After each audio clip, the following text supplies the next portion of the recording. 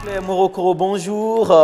Bonjour Mohamed. La 11e étape des présélections de Miss Côte d'Ivoire 2015 s'est tenue au centre Oumiagnon de la ville de Korogo, au nord de la Côte d'Ivoire. Le samedi 25 avril 2015, cette 11e étape marque l'avant-dernière escale de la caravane de présélection du concours de beauté national dénommé Miss Côte d'Ivoire. Oui, Miss Côte d'Ivoire.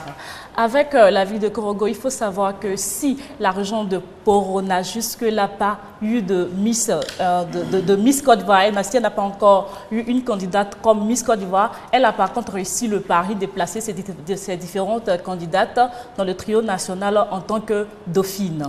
C'est le cas de Mademoiselle Ouattara Marie-Josée, Miss Poro 2012.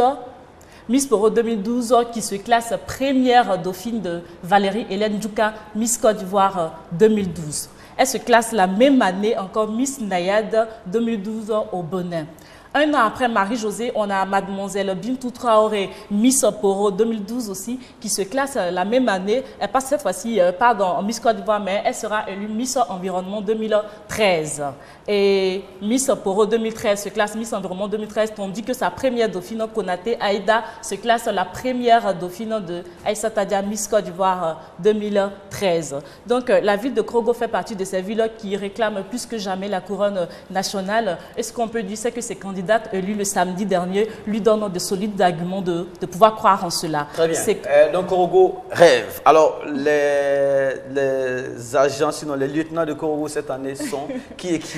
D'accord, les agents ou bien les lieutenants de Korogo, on va dire les candidates qui représenteront le Poro cette année à Miss Côte d'Ivoire 2016 plutôt, sont Mademoiselle Djarasouba Djamila qui est étudiante qui a plutôt un BTS en gestion commerciale, qui s'est classée Miss de la région du Poro le samedi dernier avec 134 points sur 180, soit une moyenne de 7,50 sur 10. Elle est suivie de sa première dauphine Memel Pakita, qui est étudiante en ressources humaines et communication, qui s'est classée première dauphine du Poro avec 133 points sur 180, soit une moyenne de 7,40 sur 10. On remarque qu'il y a un seul point d'écart, donc on va dire que le classement était serré pour le jury.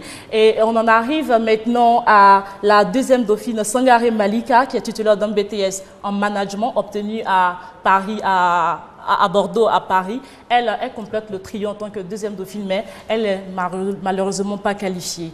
Donc, Korogo, ils font fort. Fatou, mobilisez-vous, Fatou Koulibaly. Je pense que elle vient de Bordeaux, hein? Oui, elle vient de Bordeaux. Elle est venue spécialement se présenter, mais écoute, il faut dire qu'il y a beaucoup de jolies filles ici en Côte d'Ivoire, donc elle n'a pas eu la chance de se qualifier cette année. On espère que ça ira pour elle l'année prochaine si elle se présente encore. Donc voilà, pour récapituler, on va dire que Djarasouba Djamila et Memel Pakita sont qualifiés pour le compte de la ville de Korogo et représenteront la région du Poro le 6 juin prochain à l'Hôtel Ivoire. D'accord. À ceux qui nous suivent à Korogo, depuis Korogo et aussi à tous les Korogolaises et Korogolaises ici, Fatou, pour aller à Miss Côte d'Ivoire le 6 juin prochain, ayez une chanson dans la voiture cette année, de JC Pluriel. Ça peut porter chance. Oh, c'est quoi, l'année de Korogo, de la ville de Korogo? Ça peut porter chance. On ne sait jamais. Mais dans ce cas, c'est que moi aussi, je vais chanter pour la ville d'Abengo parce que voilà, je viens de là-bas, donc on va tous chanter. Chanter cette année, c'est mon année, c'est notre année. D'accord. C'était juste pour rire. La toute dernière étape aura lieu. Oui, débutant depuis le 14 février, Mohamed, comme tu le sais, avec la ville de Mont, les présélections régionales de Miss Côte d'Ivoire ici en Côte d'Ivoire, parce qu'il y a deux présélections qui vont se tenir en Italie et à Paris. Donc ici en Côte d'Ivoire, les présélections prennent fin le samedi prochain avec la ville de San Pedro. Donc ça s'arrête à la deuxième étape ici en Côte d'Ivoire. Pour l'année 2015.